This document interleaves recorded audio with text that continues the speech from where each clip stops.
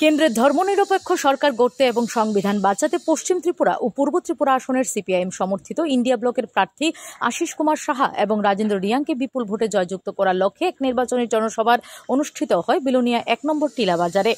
জনসভা শুরুর আগে সিপিআইএম বিলোনিয়া বিভাগীয় কার্যালয় থেকে শুরু হয় এক মিছিলটি বিলোনিয়া শহরের বিভিন্ন রাস্তা পরিক্রমা করে ১ নম্বর টিলায় এসে শেষ হয়। সেখানে হয় নির্বাচনী সমাবেশে উপস্থিত ছিলেন রাজ্যের প্রাক্তন মুখ্যমন্ত্রী, সিপিআইএম পলিট ব্যুরোর সদস্য মানিক সরকার, ইন্ডিয়া ব্লকের পশ্চিম ত্রিপুরা আসনের প্রার্থী আশিস কুমার সাহা, কংগ্রেস দলের বিধায়ক সুদীপ রায় বর্মন, সিপিআইএম দক্ষিণ জেলা সম্পাদক বাসুদেব মজুমদার, মহকুমা সম্পাদক তাপস দত্ত, বিলোনিয়া মহকুমার 2 বিধায়ক দীপঙ্কর সেন এবং অশোক মিত্র, কংগ্রেস দলের দক্ষিণ জেলা কমিটির সভাপতি মৃদুল পাটারি সহ সিপিআইএম এবং কংগ্রেস দলের রাজ্য নেতৃত্বরা।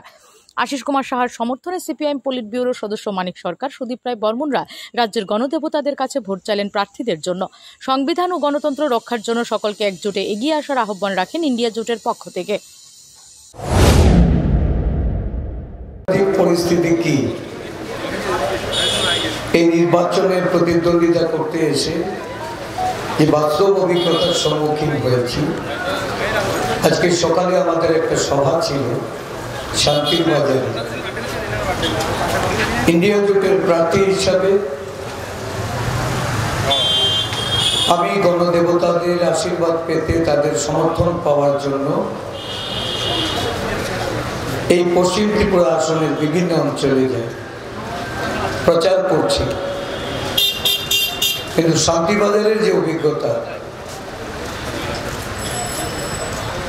যারাই এখানে বলবেন গণতন্ত্র নিয়ে বলবেন, বর্তমান দেশের গণতান্ত্রিক অবস্থা বা সংবিধান কি পর্যায়ে, সংবিধানকে বাঁচানোর জন্য।